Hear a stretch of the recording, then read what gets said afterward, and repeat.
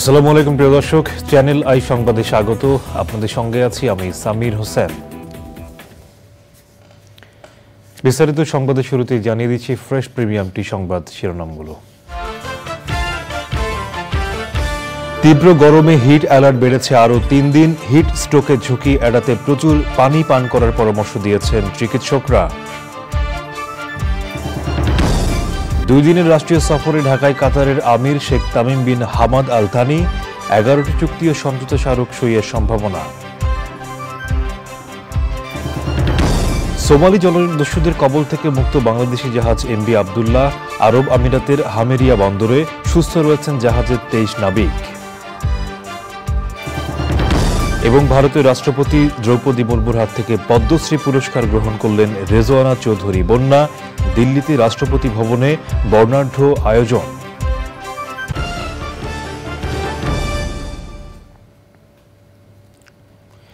সংবাদ শিরোনামগুলো জানাচ্ছিলাম।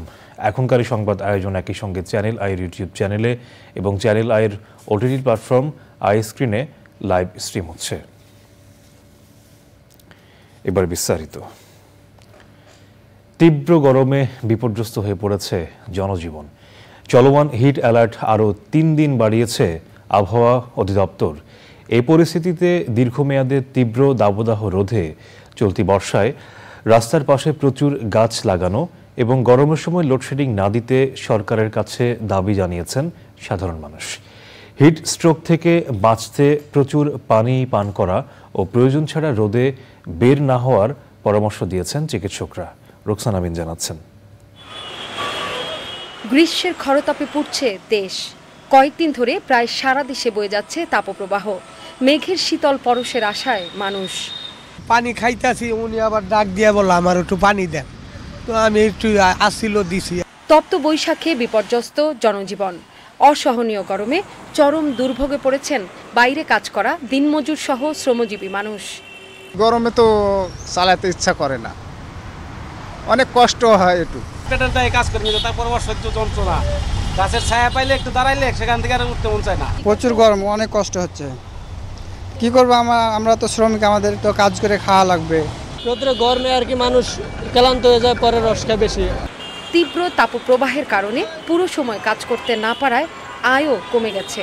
আগে এমনি বাড়াইলে 500-700 টাকা ইয়ে করে 2-3 ঘন্টা ইয়ে করতে চলে যেতাম, কিন্তু এখন 200-300 টাকাই হয় না। এমন ত্রাহি অবস্থায় মরার ওপর খাড়ার ঘা হয়ে সাধারণ মানুষের ভোগান্তি বহুগুণ বাড়িয়ে দিয়েছে ঘন ঘন লোডশেডিং। গ্রামে তো কারেন্টই থাকে না, আপনার 24 ঘন্টার মতো হয়তো 4-5 ঘন্টা কারেন্ট থাকে, সারা দিন রাত কারেন্ট থাকে না। 43-44 ডিগ্রি প্রতিনিয়ত রাস্তায়, এবং কি দেখা যাচ্ছে যে রাস্তায় বেরোলে অসুস্থ লাগছে, প্রচুর পানির প্রয়োজন হচ্ছে, তো একদম অবস্থা খারাপ করে দিচ্ছে গরমটা আমাদের। প্রচুর গাছ লাগাইতে হবে। যেমন ওইখানে যে টেম্পারেচার গাছের নিচে আর এইখানে যে টেম্পারেচার, এটার মধ্যে হিউজ ডিফারেন্স আছে, তাপ লাগতেছে না। গরমে বাড়ছে অসুস্থতা, বেশি অসুস্থ হচ্ছেন প্রবীণ ও শিশুরা। তীব্র গরমে স্বাস্থ্য ঝুঁকি কি করে কমানো যায় সেই পরামর্শ দিচ্ছেন চিকিৎসকরা।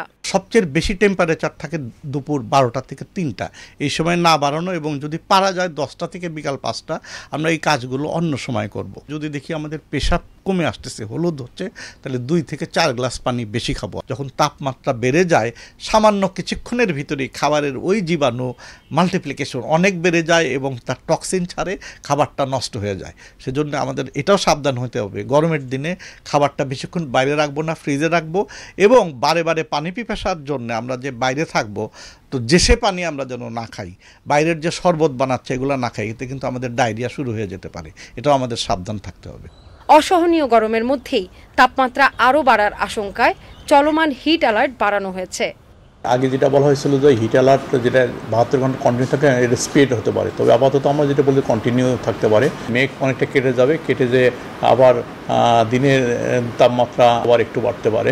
তীব্র গরমকে দুর্যোগ হিসেবে চিহ্নিত করে পরিবেশ শীতল করতে গাছ লাগানো সহ স্বল্প ও দীর্ঘমেয়াদী কার্যক্রম হাতে নেওয়ার তাগিদ দিচ্ছেন আবহাওয়া ও পরিবেশবিদরা। Roksana Amin, Channel i, Dhaka. 2 দিনের রাষ্ট্রীয় সফরে ঢাকা এসেছেন কাতারের আমির Sheikh Tamim bin Hamad Al Thani. বিশেষ ফ্লাইটে সোমবার বিকেলে হযরত শাহজালাল আন্তর্জাতিক বিমানবন্দরে অবতরণ করেন তিনি। এর মাধ্যমে প্রায় 2 দশক পর দেশটির কোনো আমির বাংলাদেশের মাটিতে পা রাখলেন। এই সফরে 2 দেশের মধ্যে বিভিন্ন বিষয়ে 11টি চুক্তি ও সমঝোতা স্মারক সই হওয়ার কথা রয়েছে। সাদি মাহমুদের রিপোর্ট।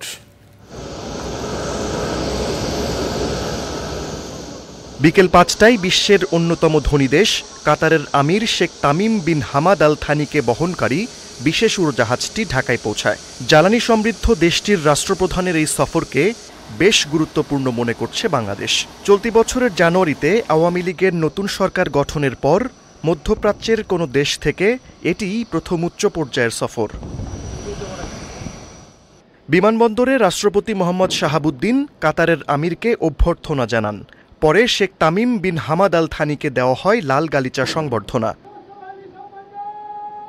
সশস্ত্র বাহিনীর একটি চৌকস দল কাতারের আমিরের সম্মানে গার্ড অব অনার দেয়।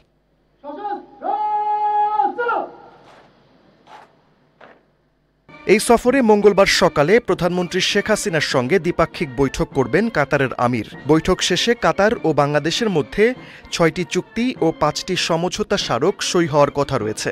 দ্বৈতকর পরিহার, আইনগত বিষয়ের সহযোগিতা, সাগরপথে পরিবহন, বিনিয়োগ উন্নয়ন ও সুরক্ষার মতো 6টি চুক্তি।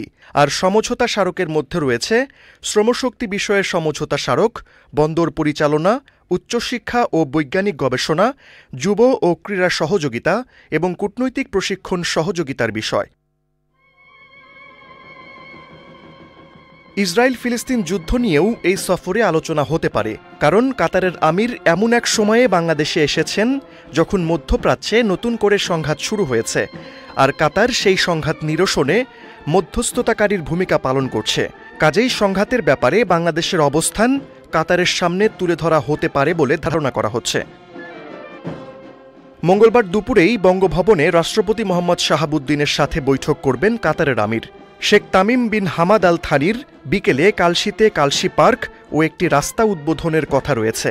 এরপর বিকেলেই ঢাকা ছাড়ার কথা রয়েছে কাতারের আমিরের। সাদি মাহমুদ, চ্যানেল আই, ঢাকা। বাংলাদেশের সাথে মুক্ত বাণিজ্য চুক্তি করতে চায় মধ্যপ্রাচ্যের দেশ কাতার। দেশটির বাণিজ্যমন্ত্রী Sheikh Mohammed bin Hamad Al থানির সাথে রাজধানীর একটি হোটেলে প্রধানমন্ত্রীর বেসরকারি বিনিয়োগ বিষয়ক উপদেষ্টা সালমান এফ রহমানের নেতৃত্বে একটি বাণিজ্য প্রতিনিধি দল বৈঠক করে। বাণিজ্য প্রতিমন্ত্রী আহসানুল ইসলাম, শিল্প সচিব জাকিয়া সুলতানা, এফবিসিসিআইয়ের প্রেসিডেন্ট মাহবুবুল আলম, বাংলাদেশ ফার্মাসিউটিক্যালস অ্যাসোসিয়েশনের সভাপতি আব্দুল মুক্তাদির, ঢাকা চেম্বারের প্রেসিডেন্ট আশরাফ আহমদ সহ অন্যরা এতে অংশ নেন। কাতার বাংলাদেশের সাথে বিনিয়োগ বাড়াতে আগ্রহী বলে সভা শেষে জানান সালমান এফ রহমান। আমরা একটা ফ্রি ট্রেডের এগ্রিমেন্ট করতে চাই কাতারের সাথে। তো তারা বলেছে কি তাদের অনেকগুলি দেশের সাথে আছে। ইনফ্যাক্ট তারা বলল কিছুদিন আগেই তারা প্রায় পাকিস্তানের সাথে এখন শেষ পর্যায়ে আছে, সাউথ কোরিয়ার সাথেও তারা করেছে। তো আমরা মনে করি যে তারা এটাতে আমাদেরকে তারা বলেছে তারা ইন্টারেস্টেড, তো এটা তারা কাজ করবে। তারা বলে এটা একটা, আর আমরা ওনাদের যে কমোডিটি এক্সচেঞ্জ, ওদের স্টক এক্সচেঞ্জ আছে, আমরা আবার মাননীয় প্রতিমন্ত্রী বলেছেন সুকুকের কথা, দ্যাট আমরা সুকুকের সাথে, তো ওরা ওটাও নিয়ে তারা বলেছে যে তারা আমাদের সাথে কথা বলবে।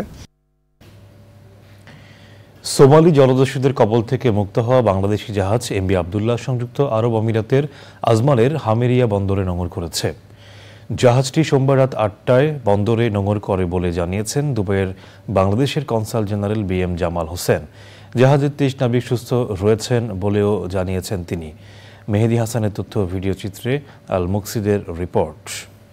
গত 12 মার্চ মোজাম্বিক থেকে কয়লা নিয়ে এমবি আবদুল্লাহ জাহাজটি আমিরাতের উদ্দেশ্যে রওনা হয়। ভারত মহাসাগরে সোমালিয়ার জলদস্যুরা জাহাজটিকে ছিনতাই করে। 31 দিন জিম্মি থাকার পর মুক্তিপণ দিয়ে মুক্ত হয়ে 21 এপ্রিল দুপুরে আরব আমিরাতের আজমানের হামেরিয়া বন্দরে বহির্নোঙর পৌঁছায় এমবি আবদুল্লাহ। সোমবার রাতে হেমেরিয়া বন্দরে জেটিতে নোঙর করে কেএসআরএম গ্রুপের মালিকানাধীন জাহাজটি। সোমবার বিকেলে আজমানের হোটেলে রেডিসন ব্লুতে সংবাদ সম্মেলনে বাংলাদেশ মিশন জাহাজ কর্তৃপক্ষ এবং লন্ডন ভিত্তিক ইন্স্যুরেন্স কোম্পানির প্রতিনিধি সহ 15 সদস্যের দল জাহাজটি পরিদর্শনের ঘোষণা দেয়। আল্লাহর অশেষ রহমতে আমরা সুস্থ এবং অক্ষতভাবে আমাদের ডেস্টিনেশন সাবজায় করে আসছি। তো আমি সবার কাছে দেশবাসী এবং বহির্বিশ্বের যারা আমাদের জন্য দিন রাত দোয়া করেছেন এবং আমাদের মালিকপক্ষ সরকারপক্ষ চেষ্টা করে আমাদেরকে অতি অল্প সময়ে আমাদেরকে মুক্ত করে এনেছেন, সেজন্য আমি সবার কাছে কৃতজ্ঞ প্রকাশ করছি আমার অল অফিসার এন্ড স্টাফ। দুবাইয়ে বাংলাদেশ কনসুলেটর জেনারেল BM জামাল হোসেন সাংবাদিকদের জানান, 23 নাবিক শারীরিকভাবে সুস্থ রয়েছে, তাদের মনোবল চাঙ্গা রয়েছে। 2 নাবিক উড়োজাহাজে দেশে ফেরার কথা থাকলেও তারা সিদ্ধান্ত পরিবর্তন করে জাহাজেই দেশে ফেরার কথা জানিয়েছেন। আল মুকসিদ, চ্যানেল আই। ভারতের রাষ্ট্রপতি দ্রৌপদী মুর্মুর হাত থেকে ভারতের 4র্থ সর্বোচ্চ বেসামরিক সম্মাননা পদ্মশ্রী পুরস্কার গ্রহণ করেছেন উপমহাদেশের প্রখ্যাত রবীন্দ্রসঙ্গীত শিল্পী রেজওয়ানা চৌধুরী বন্যা। সোমবার সন্ধ্যায় দিল্লিতে ভারতের রাষ্ট্রপতি ভবনে এই পুরস্কার গ্রহণ করেন তিনি। বিভিন্ন ক্ষেত্রে গুরুত্বপূর্ণ অবদানের জন্য এবছর 5 গুণী ব্যক্তি পদ্মবিভূষণ, 17 জন পদ্মভূষণ ও 110 জন পদ্মশ্রী পুরস্কারে ভূষিত হয়েছেন। লাইলা নওশিনের রিপোর্ট। हॉल में आगमन हो रहा है देश की राष्ट्रपति माननीय श्रीमती द्रौपदी मुर्मू। বাংলাদেশ সময় সন্ধ্যা 6:30টায় ভারতের রাজধানী দিল্লিতে রাষ্ট্রপতি ভবনে প্রবেশ করেন দেশটির রাষ্ট্রপতি দ্রৌপদী মুর্মু। এর আগে সেখানে প্রবেশ করেন দেশটির প্রধানমন্ত্রী নরেন্দ্র মোদী। পদ্ম পুরস্কারে ভূষিত গুণী ব্যক্তিদের উপস্থিতিতে শুরু হয় মূল অনুষ্ঠান। শুরুতে দেশটির 2য় সর্বোচ্চ বেসামরিক পুরস্কার পদ্মবিভূষণ তুলে দেওয়া হয় 5 গুণী ব্যক্তিকে।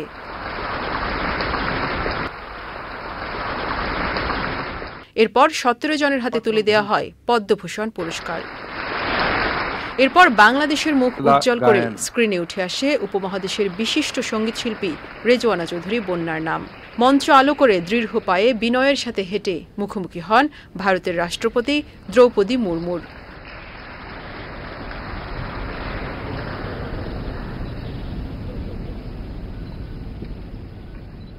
গ্রহণ করেন ভারতের 4র্থ বেসামরিক সম্মাননা পদ্মশ্রী পুরস্কার।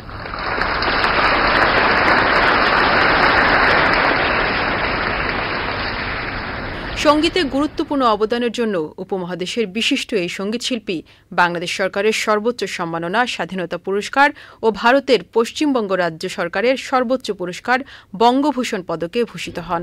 এর আগে বাংলাদেশ থেকে 5 গুণী ব্যক্তি পদ্ম পুরস্কারে ভূষিত হয়েছেন। লাইলা নওশিন, চ্যানেল আই। সংবাদের এই পর্যায়ে নিচ্ছি বিরতি, আর বিরতির পর জানিয়ে ফিরছি।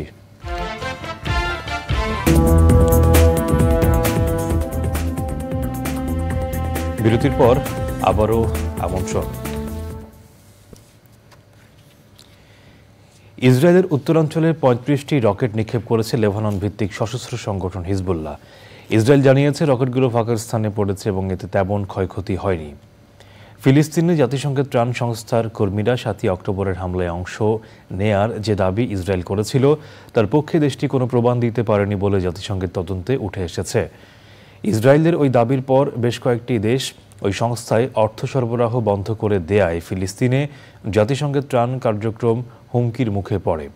এদিকে মার্কিন পররাষ্ট্র দপ্তরের বার্ষিক মানবাধিকার রিপোর্ট প্রকাশ অনুষ্ঠানে গাজায় ইসরায়েলি বর্বরতা নিয়ে সাংবাদিকদের প্রশ্নের মুখে পড়েন মার্কিন পররাষ্ট্রমন্ত্রী অ্যান্টনি ব্লিংকেন। ইসরায়েলের মানবাধিকার লঙ্ঘনের ঘটনায় যুক্তরাষ্ট্র দ্বৈতনীতি অবলম্বন করছে কিনা এমন প্রশ্ন তোলেন সাংবাদিকরা। এবারে কৃষি সংবাদ।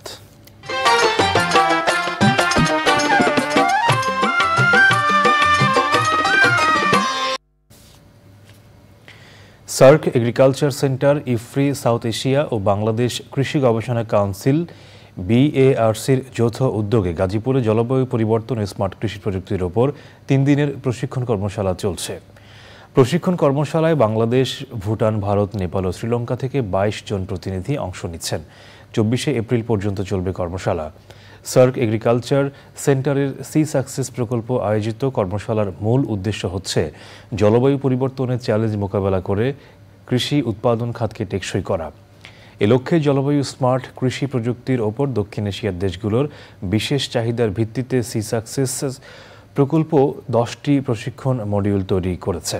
কর্মশালায় অংশগ্রহণকারীরা আলোচনা ও পর্যালোচনা করে এই 10টি প্রশিক্ষণ ও ভিডিও মডিউল চূড়ান্ত করবেন। মডিউলগুলো দক্ষিণ এশিয়ার কৃষক, গবেষক, এক্সটেনশন ওয়ার্কার এবং নীতি নির্ধারকদের দক্ষতা বাড়াতে গুরুত্বপূর্ণ ভূমিকা পালন করবে। প্রশিক্ষণ কর্মশালার উদ্বোধন অনুষ্ঠানে প্রধান অতিথি ছিলেন বাংলাদেশ কৃষি গবেষণা ইনস্টিটিউট বাড়ির মহাপরিচালক ডক্টর দেবাশিস সরকার। এবারে প্রকৃতি সংবাদ।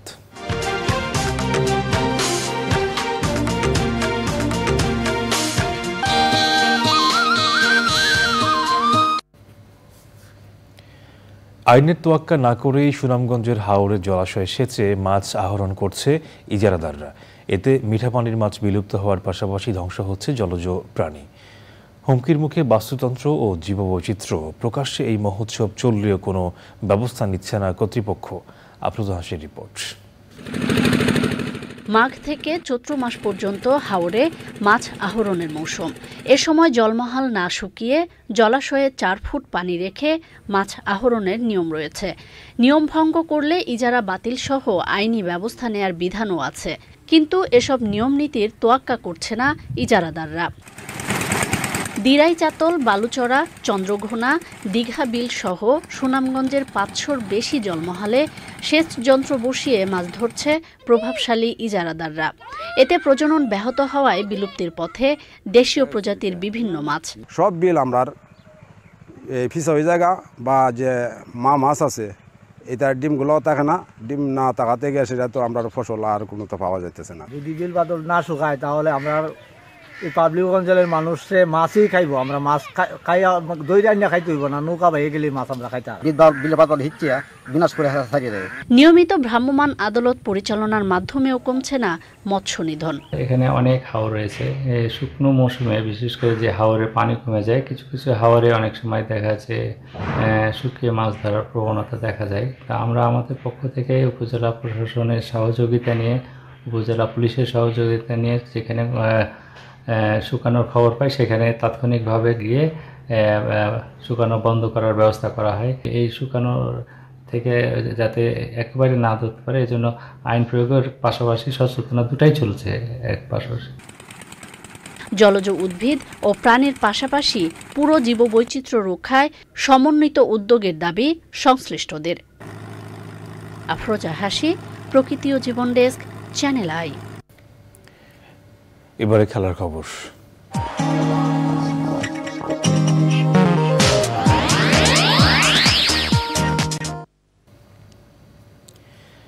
Dhaka premier division